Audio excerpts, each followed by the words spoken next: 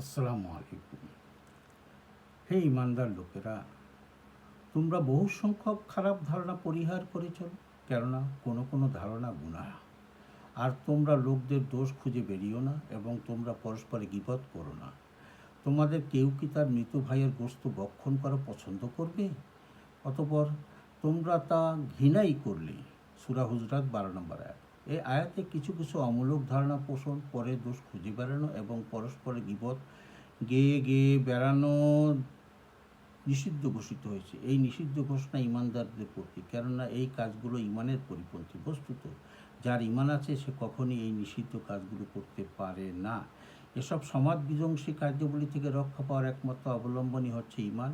ইমানের তাগিদেই এসব কাজ থেকে মানুষ শতই দূরে থাকবে, লিখেছেন মওলানা মুহাম্মদ আব্দুর রহিমের অপরাধ প্রতিরোধ ইসলাম বইতে।